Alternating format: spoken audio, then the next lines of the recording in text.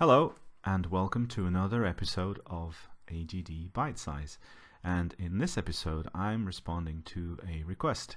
Yes, I do take requests. If you're on the Facebook group, feel free to ask, and if I have time I'll try and make a video for you.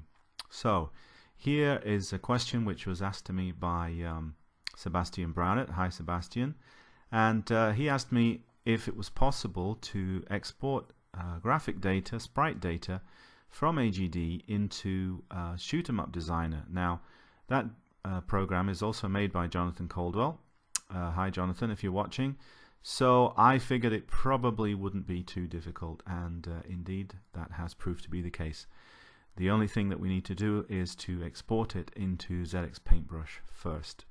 I've made a video about how to do this before, how to make a sprite sheet like this one here. So if you don't know how to do that, then go ahead and dig that video out and give it a watch, and then you'll know how to create this file, which is the one that we're going to be using to grab some sprite images and import them into Shoot 'em Up Designer. So the as you can see here, this is from my Attic Attack game. Obviously I'm not going to use this to create a shoot 'em up, but what I am going to do is just copy these four sprites here, these first four, just to show you how it's done. So let me zoom in there, and we'll use those four as an example. I'll turn off the attributes so that I can see the graphics clearly, and I'll just highlight this section here. So I've got four individual images there, four sets of 16 by 16. Now I go to export file and save it, and I'm going to choose the file type here as binary. This is similar to what we've done before with blocks, and I'm going to save it here as SEUD export. You can call it whatever you like. So the settings here, obviously yes, I will overwrite because I've made it before. Settings here are slightly different, so you need to turn off attributes because there's only pixel data, of course. It is block based output, and here we're choosing 16 by 16. So this is what we can do if we want to export this size of image, which obviously is the one that we need for SEUD. So this is 16 by 16, and that's going to basically export each of those in the correct byte order for us to be able to load it into the program. So that's pretty much the exporting part done. That's all you need to do. The data will now be there, and you will be able to load it in to AGD. I beg your pardon, SEUD. Although you could load it in, feasibly load it into AGD as well, possibly. So perhaps as object data. Okay, so here we are in SEUD, and we need to basically first of all create the sprites empty in memory so that we can load them in. So we know there are four images here, so I'll create two sprites, and each one will have 2 frames. So that's a total of 4 frames overall, and that's the correct amount, obviously, because we've got 4 images.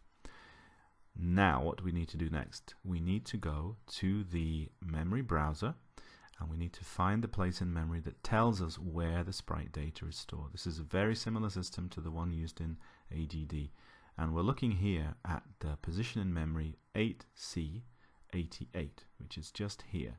So you can see A0, 8D, and just as with AGD, we flip those numbers around, and then we send them, we put them into the hexadecimal converter, and we get a number out. So here's the number 8DA0. I'll convert it, and you can't quite see that. That's slightly off screen. I apologize for that, but it's 36256. So I'll just copy that. And this may be different in your game. As I said, look at that address, that pointer, and that will tell you where to find the information. So now let's jump back in, and let's load in the data. So we'll go down here to load binary data, and all we have to do then is go to the correct file here, SEUD export, and load it in at the location that we have already calculated, which is here, 36256. So let's take a look. We've loaded the binary in, and lo and behold, indeed, we have successfully imported the sprite data into SEUD. So that's basically how you do it for sprites. Now the other option here, of course, would be to load the data in as tiles if you want to use them for your backgrounds. And we can do that as well. We can export from ZX Paintbrush in the same way. We could use blocks from AGD and so on. So let's take a look at how we can load the data into a different place in memory where the tiles are stored. The first thing that I need to do, of course, as always, is create a set of 4 tiles here because we've got 4 images. So I'll just delete one there. I've overstepped. There we go. I've got 4.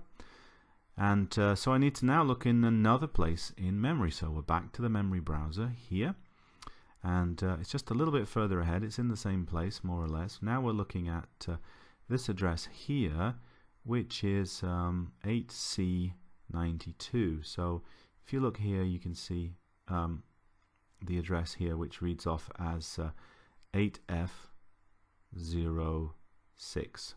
So 8F06 there, just here. That's the number that we need to convert into hexadecimal.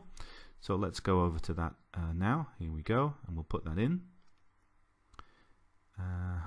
Just a second. There we go, and obviously flip it again. So 8F06, convert it, and that's the address of the tiles. Let's try loading that in.